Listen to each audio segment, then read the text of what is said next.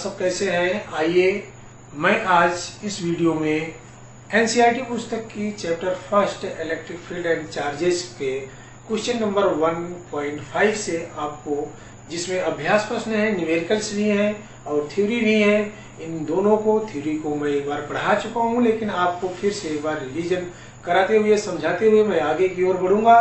बाकी शेष जितने आंकिक प्रश्न हैं उन्हें हल कराते हुए मैं आगे चलता हूं। तो चलिए फिर आज मैं आपको बताने चल रहा हूं क्वेश्चन नंबर 1.5 में क्या पूछा गया है और इसका उत्तर आप किस प्रकार से लिखेंगे। 1.5 का क्वेश्चन है कि जब कांच की छड़ को रेशम के टुकड़े से रगड़ते हैं तो दोनों पर आवेश आ जाता है। इसी प्रकार की परिघटना का वस्तुओं के अन्य युग्मों में भी परीक्षण किया जाता है। स्पष्ट कीजिए कि यह परीक्षण आवेश संरक्षण के नियम से किस प्रकार सामंजस्य रखता है। आवेश संरक्षण का नियम सबसे पहले आप जाने। आवेश संरक्षण का नियम क्या है? किसी भी वस्तु में आवेश को न तो या किसी भी पदार्थ में आवेश को न तो उत्पन्न किया जा सकता है न तो नष्ट किया जा सकता है। इसी को हम कहते हैं आवेश संरक्षण का नियम। अब ये कह रहा है कि जब कांच की छड़ को रेशम से रगड़ा जाता है, इसके पहले मैं वीडियोज में आपको बता चुका हूं कि जब हम कांच की छड़ को रेशम से रगड़ते हैं तो कांच में से कुछ इलेक्ट्रॉन निकलकर रेशम में चले जाते हैं। इसके कारण कांच पर प्लस पॉजिटिव चार्ज हो जाता है, माने वो धन आवेशित हो जाता है, और जो रेशम है उसमें इलेक्ट्रॉन चले जाते हैं, इसलिए वह ऋण आवेशित हो जाता है। इसी प्रकार अन्य वस्तुओं में, जैसे आबनूस की छड़ को यदि हम बिल्ली की खाल से रगड़ते हैं तो बिल्ली की खाल से कुछ इलेक्ट्रॉन निकल करके आबनूस की छड़ में आ जाते हैं और बिल्ली की खाल पर पॉजिटिव चार्ज हो जाता है और रेशम आबनूस की छड़ पर नेगेटिव चार्ज आ जाता है। अब यदि हम कांच की छड़ को और आबनूस की छड़ को पास पास ले जाते हैं तो दोनों जो इलेक्ट्रॉनों, एक में इलेक्ट्रॉन निकले हुए हैं और एक में इलेक्ट्रॉन बढ़े हैं, दोनों मिल करके पुनः अपने आप में इलेक्ट्रॉनों को पूरा कर लेते हैं, जिसके कारण ये दोनों एक दूसरे की ओर थोड़ी सी खिंच जाते हैं। अब इससे स्पष्ट हो जाता है कि चाहे कांच की छड़ को हम रेशम से रगड़े या आबनूस की छड़ को बिल्ली की खाल से रगड़े या अन्य सल्फर या तमाम बहुत से ऐसे पदार्थ हैं जिनको रगड़ने पर उनमें आवेशन की क्रिया हो जाती है, पॉजिटिव या नेगेटिव चार्जेस उनमें आ जाते हैं। ये सब जो है किसके नियम का पालन करते हैं? आवेश संरक्षण से सामंजस्य रखते हैं। यही इस प्रश्न का उत्तर होगा। आइए अब हम आपको बताते हैं प्रश्न नंबर 1.6। 1.6 में क्या कहा जा रहा है? यहां पर प्रश्न में कह रहा है कि 4 बिंदु आवेश QA, QB, QC, QD एक वर्ग की भुजा पर हैं, जिनके शीर्षों पर ये स्थित हैं। वर्ग के केंद्र पर रखे 1 माइक्रो कूलाम आवेश पर लगने वाले बल का मान कितना होगा। सबसे पहले आप इसको चित्र से समझें। यहां पर आप एक वर्ग बनाएंगे, ये वर्ग है, इनके विकर्णों को यदि हम मिला दें यहां पर तो एक 10 सेंटीमीटर भुजा के वर्ग है। इसे हम डायरेक्ट भी समझ सकते हैं या हल करके लिख भी सकते हैं। इनमें दोनों विधियां मैं आपको बता रहा हूं, एक बहुत शॉर्ट आप देख करके हल कर सकते हैं और जो इसकी दूसरी विधि है इसको हल करके भी आप कर सकते हैं। यहां पर A, B, C और D ये 4 इसकी भुजाएं हैं और इन पर आवेश QA बराबर 2 माइक्रो कूलाम, यहाँ पर QA बराबर 2 माइक्रो कूलाम, QB बराबर इसमें दिया है -5 माइक्रो कूलाम, -5 माइक्रो कूलाम, और QC दिया है 2 माइक्रो कूलाम, QC बराबर 2 माइक्रो कूलाम, और QD बराबर -5 माइक्रोकुलम, QD बराबर -5 माइक्रोकुलम। इसकी सभी भुजाएं 10 सेंटीमीटर हैं, ये भी 10 सेंटीमीटर की, ये भी 10 सेंटीमीटर की, और इसका केंद्र O है। यहाँ पर भी एक आवेश रखा हुआ है और वह आवेश Q बराबर है 1 माइक्रोकुलम। आवेश Q बराबर 1 माइक्रोकुलम। यहाँ पर अब आपको ध्यान से समझना है, इसमें आप देखें A और ये दो बिंदु हैं, इनके कारण, क्योंकि यहाँ भी पॉजिटिव है और यहाँ भी पॉजिटिव है, तो पॉजिटिव के कारण इनमें प्रतिकर्षण बल लगेगा।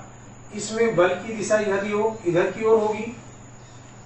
यदि हम QC में देखें, यहाँ 1 माइक्रोकुलम और यहाँ 2 माइक्रोकुलम, दोनों में प्रतिकर्षण इसका भी लगेगा, इसका भी लगेगा, क्योंकि इसमें जो आवेश है, मतलब Q2 प्रतिकर्षण बल जो लगेगा, समान आवेशों के बीच जो होता है प्रतिकर्षण होता है, और इसमें भी प्रतिकर्षण होगा। इसमें जो बल की दिशा होगी ये इधर की ओर होगी।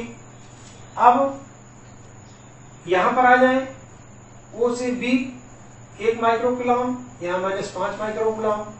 यहाँ पर आकर्षण बल लगेगा, क्योंकि दोनों विपरीत आवेश हैं, क्योंकि आकर्षित किधर की ओर होगा, इधर की ओर होगा।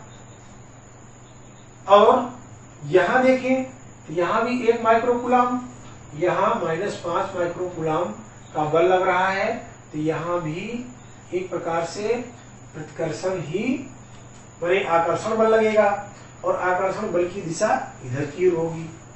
अब जब हम इनकी दिशाओं को देखते हैं, तो ये दोनों बलों, क्योंकि दोनों आवेश समान है, दोनों की बीच दूरियां समान है। यदि हम यहाँ पर पाइथागोरस की प्रमेय लगा दें, तो ये इतनी दूरी माने एक प्रकार से एक समकोण त्रिभुज बन रहा है, और समकोण त्रिभुज में AC बराबर होगा √AB² प्लस BC²।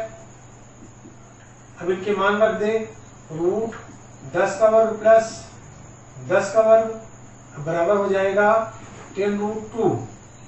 10√2 हो गया इसका मान, इसका आधा यहाँ हो जाएगा 5√2। यहाँ से यहाँ तक का मान, उसी तरह यहाँ से यहाँ तक का भी मान 5√2 हो जाएगा।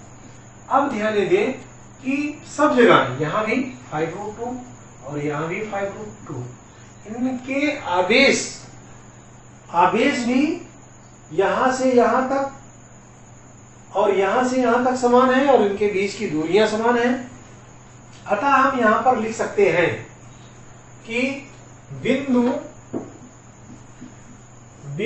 O से B पर लगने वाला बल, या यहां हम ये दे सकते हैं कि दोनों आवेश माने बल FOB बराबर होगा बल FOD। यहाँ पर OB और यहाँ पर OD दोनों बराबर होंगे, लेकिन FOB बराबर FOD दोनों बलों के परिमाण समान होंगे,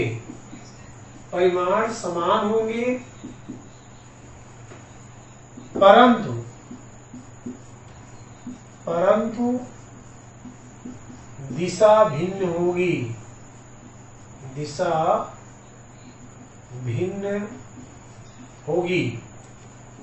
माने परिमाण समान होंगे लेकिन इनकी दिशाएं जो हैं भिन्न होगी। और दिशाएं भिन्न होने के कारण ये दोनों बल एक दूसरे से निरस्त हो जाएंगे, जिससे दोनों बल एक दूसरे से निरस्त हो जाएंगे।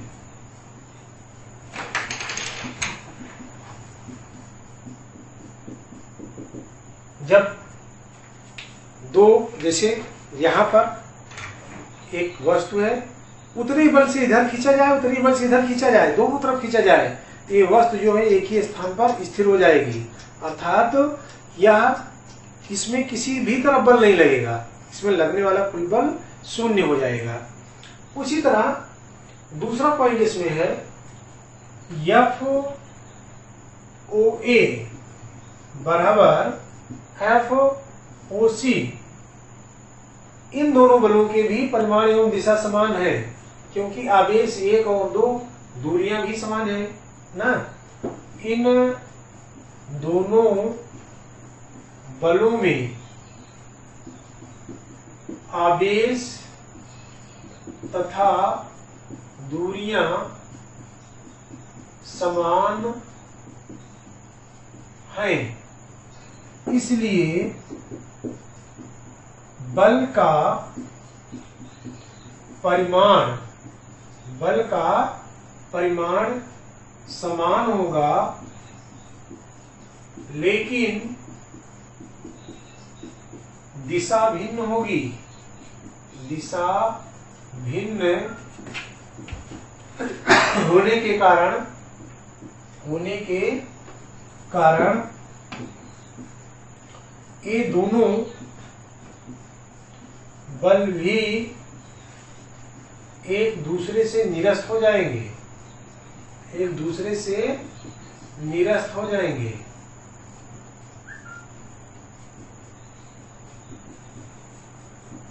इस प्रकार यहां ए और ए दोनों बल एक दूसरे से निरस्त हो गए, और यहां ए और ए बल एक दोनों से निरस्त हो गए। इसलिए बिंदु